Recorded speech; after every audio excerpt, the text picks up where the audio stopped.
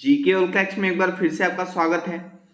दोस्तों आज है 2 सितंबर और 2 सितंबर 2023 से करंट अफेयर से जितने भी प्रश्न जो कि प्रतियोगी परीक्षाओं की दृष्टि से महत्वपूर्ण होंगे उन सभी के बारे में हम डिस्कस करेंगे। साथ ही कुछ इंपॉर्टेंट फैक्ट्स पर भी चर्चा करेंगे। आज की क्लास की पीडीएफ फाइल आपको वीडियो के डिस्क्रिप्शन में मिल जाएगी। पीडीएफ आप हमारे टेलीग्राम ग्रुप से भी डाउनलोड कर सकते हैं। टेलीग्राम ग्रुप का लिंक मैंने डिस्क्रिप्शन में दे दिया है, वहां पर आपको सभी पीडीएफ एक साथ मिल जाएंगे। वीडियो को एंड तक और बहुत ही ध्यान से देखिए। वीडियो के एंड में जनरल साइंस का एक क्वेश्चन आपसे पूछूंगा जिसका आंसर आप कमेंट सेक्शन में दे सकते हैं। डेली करंट अफेयर्स वीडियो देखने के लिए जीके और कलेक्शन को सब्सक्राइब करें। तो चलिए शुरू करते हैं।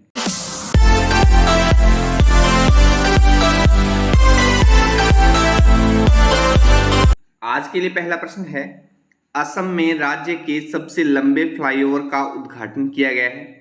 इसकी लंबाई कितनी है? यानी फ्लाईओवर जो बनाया गया है असम में, इसकी लंबाई कितनी है? इस क्वेश्चन का सही आंसर हो जाएगा ऑप्शन सी, 2.63 किलोमीटर। 2.63 किलोमीटर लंबा फ्लाईओवर है जो अभी असम में जिसका उद्घाटन किया गया, तो सी ऑप्शन इसका सही हो जाएगा। चलिए इस फ्लाईओवर के बारे में थोड़ा और जान लेते हैं। इसकी तस्वीर आप देख पा रहे हैं। असम के मुख्यमंत्री हेमंत बिस्वा शर्मा ने राज्य के सबसे लंबे फ्लाईओवर का उद्घाटन किया है जिसका नाम नीलाचल पहाड़ियों के नाम पर नीलाचल फ्लाईओवर रखा गया है। इसकी कुल लंबाई 2.63 किलोमीटर है। यह गुवाहाटी में मालीगांव चारियाली से कामाख्या गेट तक बनाया गया है। इसका निर्माण 420.75 करोड़ रुपए की लागत से हुआ है। इसे बनाने में 35 महीने की अवधि लगी है, यानी 35 महीनों में ये तैयार किया गया है। तो इस फ्लाईओवर के बारे में इतनी सी सामान्य सी जानकारी आप ध्यान में रखेंगे इस प्रश्न से भी। अच्छा, असम की बात हम यहाँ पर कर रहे हैं, तो असम की लोकेशन भारत के मानचित्र में यहाँ पर आप देख पा रहे हैं, पूर्वोत्तर राज्य है भारत का असम। तो असम का जो गठन है वो 26 जनवरी 1950 को हुआ। राजधानी दिसपुर है, सबसे बड़ा शहर गुवाहाटी है और जिले 35 हैं। वर्तमान जो गवर्नर हैं वो गुलाब चंद कटारिया हैं। चीफ मिनिस्टर हेमंत बिस्वा शर्मा है। विधानमंडल एक सदनीय केवल विधानसभा है और विधानसभा 126 सीटें, वही राज्यसभा में 7 सीटें और लोकसभा में 14 सीटें हैं। तो असम के बारे में इतनी सी सामान्य सी जानकारी आप ध्यान में रखिए। नेक्स्ट है, ग्लोबल इंडिया एआई 2023 सम्मेलन के पहले संस्करण की मेजबानी कौन सा देश करेगा? तो इस क्वेश्चन का सही आंसर हो जाएगा ऑप्शन ए, भारत।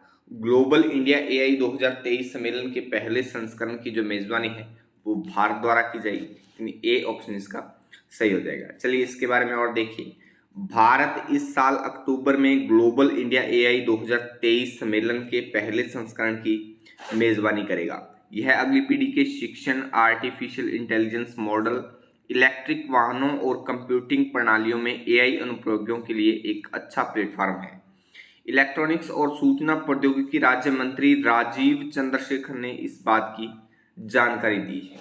अच्छा, जब भी किसी मंत्री की बात आती है, मतलब किस विभाग का कौन सा मंत्री है, तो उस पर आप थोड़ा अच्छे से फोकस किया करें। ऐसे धीरे धीरे हमें चीजें रिपीट करने से याद हो जाएंगी कि किस विभाग में कौन सा मंत्री। अब यहाँ पर हम बात कर रहे हैं इलेक्ट्रॉनिक्स और सूचना प्रौद्योगिकी राज्य मंत्री कौन है? राजीव चंद्रशेखर। तो जब भी ऐसी कोई बात आती है, किसी विभाग के बारे में हम बात करते हैं, मंत्री के बारे में हम बात करते हैं, तो आप थोड़ा सा अच्छे से इस पर फोकस कर लिया करिए। तो इस प्रश्न से इतनी सी जानकारी आप ध्यान में रखेंगे। नेक्स्ट है, किस राज्य में हाल ही में गृह लक्ष्मी योजना शुरू की गई है? तो अभी कर्नाटक राज्य में, यानी सी ऑप्शन इसका सही हो जाएगा। कर्नाटक राज्य में गृह लक्ष्मी योजना शुरू की गई है। चलिए इस योजना के बारे में थोड़ा और विस्तार से देख लेते हैं। कर्नाटक की राज्य सरकार ने मैसूर में महिलाओं के लिए एक सामाजिक कल्याण योजना, गृह लक्ष्मी योजना शुरू की है। इसके तहत एक परिवार की महिला मुखिया को सरकार से प्रति माह 2000 रुपये मिलेंगे। गृह लक्ष्मी योजना के लिए पंजीकरण 19 जुलाई से शुरू हुआ था। तो इस प्रश्न से इतनी सी जानकारी आप ध्यान में रखेंगे। अच्छा, कर्नाटक की बात हम यहाँ पर कर रहे हैं, तो भारत के मानचित्र में कर्नाटक की लोकेशन आप यहाँ पर देख पा रहे हैं। कर्नाटक का जो गठन है वो 1 नवंबर 1956 को हुआ। राजधानी बेंगलुरु है। जिले 31 हैं। सबसे बड़ा शहर जो है वो बेंगलुरु है। प्रेजेंट टाइम में गवर्नर थावरचंद गहलोत हैं। चीफ मिनिस्टर सिद्धारमैया है। उप मुख्यमंत्री डीके शिव कुमार है। विधान परिषद में 75 सीटें हैं। विधानसभा में 224 सीटें हैं। राज्यसभा में 12 और लोकसभा में 28 सीटें हैं। तो कर्नाटक के बारे में इतनी सी सामान्य सी जानकारी आप ध्यान में रखिए। अगला प्रश्न है, आकाशवाणी एवं एनएसडी के महानिदेशक का पदभार किसने ग्रहण किया है? तो अभी डॉक्टर वसुधा गुप्ता ने, यानी ए ऑप्शन इसका सही हो जाएगा। डॉक्टर वसुधा गुप्ता ने आकाशवाणी एवं एनएसडी के महानिदेशक का पदभार ग्रहण किया है। ए ऑप्शन इसका राइट हो जाएगा। अगला प्रश्न है, राष्ट्रीय पोषण सप्ताह कब से कब तक मनाया जाता है? तो नेशनल न्यूट्रिशन वीक जो मनाया जाता है वो हर साल 1 से 7 सितंबर तक मनाया जाता है। यानी अभी राष्ट्रीय पोषण सप्ताह चल रहा है, आज 2 सितंबर है, तो 1 सितंबर से 7 सितंबर तक मनाया जाता है। तो ए ऑप्शन इसका सही हो जाएगा। चलिए इसके बारे में थोड़ा और देख लेते हैं। राष्ट्रीय पोषण सप्ताह यानी नेशनल न्यूट्रिशन वीक एक साल में एक बार मनाया जाने वाला महत्वपूर्ण आयोजन है जो पोषण के महत्व को बढ़ावा देने के उद्देश्य से आयोजित किया जाता है। यह सप्ताह भारत सरकार द्वारा निर्धारित तिथियों में मनाया जाता है और आमतौर पर सितंबर के पहले सप्ताह में आता है। अच्छा, इस वर्ष की जो थीम है राष्ट्रीय पोषण सप्ताह 2023 की जो थीम है वो महिला और स्वास्थ्य एवं बच्चे और शिक्षा है।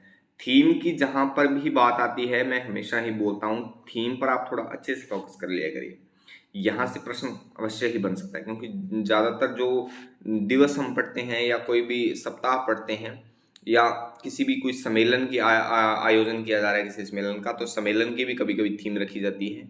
तो जब भी कोई थीम की बात आती है इस पर थोड़ा अच्छे से फोकस कर लें, यहाँ से कोई ना कोई प्रश्न अवश्य ही बन सकता है। अगला प्रश्न है, किसे रेलवे बोर्ड की पहली महिला अध्यक्ष और सीईओ के रूप में नियुक्त किया गया है? तो अभी जय वर्मा सिन्हा, यानी बी ऑप्शन इसका सही हो जाएगा। जय वर्मा सिन्हा को रेलवे बोर्ड की पहली अध्यक्ष और सीईओ के रूप में नियुक्त किया गया है। तो बी ऑप्शन इसका सही हो जाएगा। जय वर्मा सिन्हा की तस्वीर आप देख पा रहे हैं।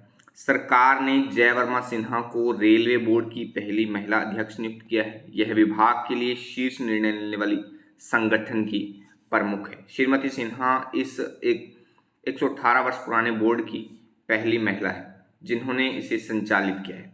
रेलवे बोर्ड का गठन 1905 में हुआ था।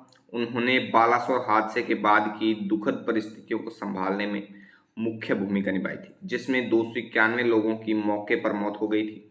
उनका कार्यकाल 31 अगस्त 2024 तक रहेगा। तो इस प्रश्न से इतनी सी जानकारी आप ध्यान में रखेंगे। नेक्स्ट है, आधार से जुड़ा जन्म पंजीकरण शुरू करने वाला पूर्वोत्तर भारत का पहला राज्य कौन बना है? तो आधार से जुड़ा जन्म पंजीकरण शुरू करने वाला जो राज्य है वो सबसे पूर्वोत्तर भारत का जो पहला राज्य है वो नागालैंड है, यानी बी ऑप्शन इसका सही हो जाएगा। नेक्स्ट है, देश के सबसे बड़े स्वदेश निर्मित 700 मेगावाट इलेक्ट्रिक काकरापार परमाणु ऊर्जा संयंत्र की यूनिट 3 यानी यूनिट 3 पूरी क्षमता के साथ शुरू हो गई है। यह किस राज्य में है? तो इस क्वेश्चन का राइट आंसर हो जाएगा ऑप्शन सी, गुजरात में।